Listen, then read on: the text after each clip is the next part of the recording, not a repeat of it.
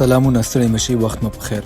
تاسې ته له زیر نیوز 24 څخه د نن ورځ د مهمو خبرونو ټولګې ته ښه راغلاست وایو.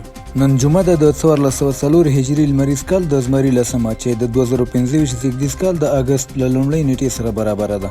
عزیر صافی یم او تاسې ته له زیر نیوز 24 څخه د نړۍ مهم خبرونه وړاندې کوم. په سر کې د مهمو خبرونو سرټکي. اسرائیل په غزه کې 23 مرسته غوښتونکي وژلي. د غزې پر تړانګه د اسرائیل د پرلپسې بمباریو له امله د پنجشنبې له سهاره تر دې دمه لږ تر لږه 50 فلسطینیان وژل شوي چې 23 تنه د بشري مرستو لپاره ولاړ کسان وو. د حوثیانو له لوري پر اسرائیل د پراخه بریدونو خبرداری. د یمن د حوثي ډلې مشر عبدالمالک الحوثي ویلي چې د اسرائیل له پوځ سره د همکارو شرکتونو پر ضد به پراخ بریدونه وکړي او په غزه کې د مرستې ترلاسه کولو پر مهال د 1000 څخه زیاتو فلسطینیانو وژنو اندېښنې راپارولي. بشپړ خبرونه. اسرائیلي ځواکونو په غزه کې 23 مرسته غوښتونکي وژلي. 2 نور ماشومان د لوږې له امله مړه شوي دي. د غزې پر تړانګه د اسرائیلي ځواکونو د پرلپسې بمباریو له امله د پنجشنبې له سهاره تر دې دمه لږ تر لږه 50 فلسطینیان وژل شوي چې 23 تنه پکې د بشري مرستو لپاره ولاړ کسان وو.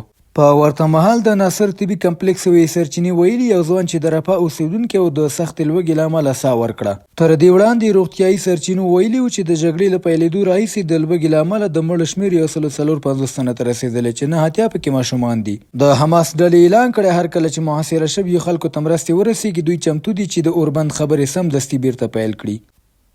حوثي مشرتابه د اسرائیل ضد بریدونو د پراخېدو خبرداری ورکړ. د یمن د حوثي ډلې مشر عبدالمالک الحوثي ویلي چې د اسرائیل له پوځ سره د همکارو شرکتونو پر ضد به بریدونه پراخ شي. نوموړي دا اقدام د 4م پړاو عملیاتو پیل وباله. دی وایي هغه ټولې کښتۍ به هدف وګرځي چې یا له اسرائیلي پوځ سره اړیکه لري یا ورته توکي لیږدوي. الحوثي خبرداری ورکړ موږ هر هغه څوک ګواښو چې د اسرائیلي دښمن تر څنګ ولاړ شي او له هر ډول خیانت، غدر او جنایت څخه کار واخلي. نوموړي دغه راز پر ځینو عرب هیوادونو کلکه نیوکه وکړه چې د اسرائیل او امریکا پر ضد دریځ نه نیسي. هغه د کولمبیا له پریکړې هم ستاینه وکړه چې په دې وروستیو کې اسرائیل ته د سکرو صادرات بند کړي دي. حوثي مشر زیاته کړه چې د دوی پوځي عملیات دوام لري او یوازې روانه اونۍ یې لس توغندي او ډرونونه د اسرائیلو پر بېلابېلو اهدافو ویشتي.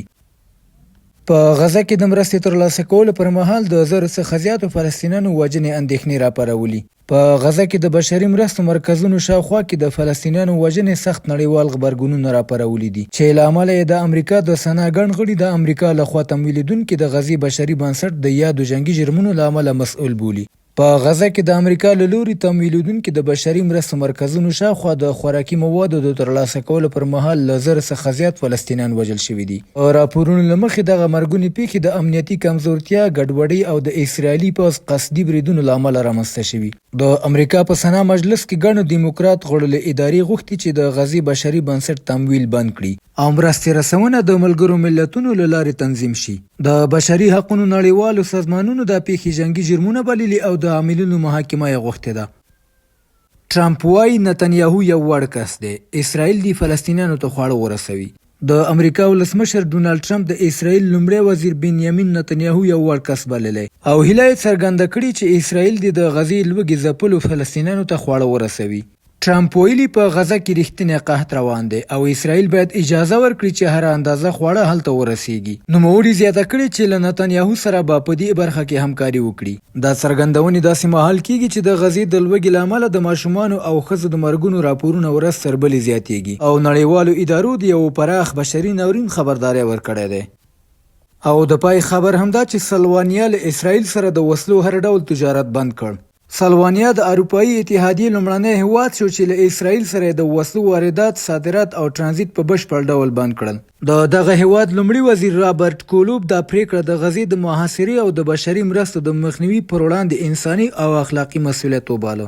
ګولوب ټینګار کړی چې په راتلونکو اونیو کې به د اسرائیلي دولت پر ضد نور اقدامات هم اعلان شي. دا ګام وروسته له هغې پورته شو چې سلوانیا د روان کال په جون کې فلسطین په رسمي توګه د یو خپلواک دولت په توګه وپیژند. دغه راز سلوانیا 2 اسرائیلي وزیران د نامطلوبو شخصیتونو په توګه اعلان کړي او هغوی ته یې د هیواد د خاورې د داخلېدو اجازه نه ده ورکړې. نړیوال خبرونه همدومره د کورنۍ او سپورتي خبرونو لپاره زموږ پاڼې وڅارئ. په خواله رسنیو فیسبوک، انسټاګرام، ایکس، یوټیوب او ټیک ټاک زموږ خبرونې خوښې او موږ تعقیب کړئ. ادرس یې زیر نیوز 24. تر سبانۍ خبرونې د الله په امان.